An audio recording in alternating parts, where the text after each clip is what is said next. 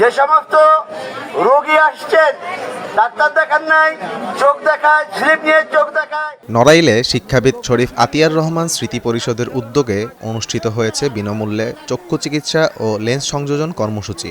বৃহস্পতিবার দিনব্যাপী এই চক্ষু ক্যাম্পে জেলার 2000 মানুষের চক্ষু পরীক্ষা করা হয়। নড়াইল সরকারি উচ্চ বিদ্যালয়ের বিপরীতে আতিয়ার রহমানের বাড়িতে আয়োজিত এই ক্যাম্পে প্রাথমিক চক্ষু পরীক্ষা শেষে বাছাইকৃত 221 জনকে বিনামূল্যে লেন্স সংযোজনের জন্য নির্বাচিত করা হয়েছে বলে জানান আয়োজকরা।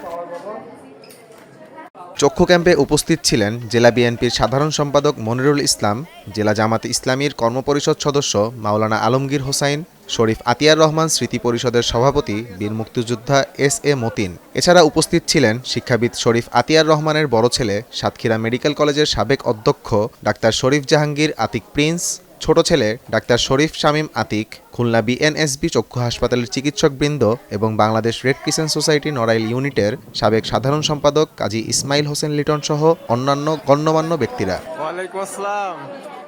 আয়োজকরা জানান, শরীফ আতিয়ার রহমান স্মৃতি পরিষদের উদ্যোগে প্রতি মাসের শেষ শুক্রবার নিয়মিতভাবে বিনামূল্যে পারিবারিক চিকিৎসা, ওষুধ বিতরণ, আইনি পরামর্শ, প্রেসার, রক্ত ও ডায়াবেটিস পরীক্ষা কার্যক্রম পরিচালিত হচ্ছে। পাশাপাশি জেলার বিভিন্ন এলাকায় নিয়মিত মেডিকেল ক্যাম্প ও চক্ষু শিবির আয়োজন করা হচ্ছে।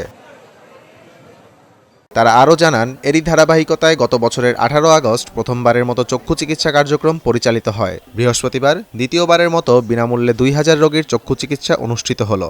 এর মধ্য থেকে নির্বাচিত 221 জন রোগীর চোখে লেন্স সংযোজন করা হবে শীঘ্রই।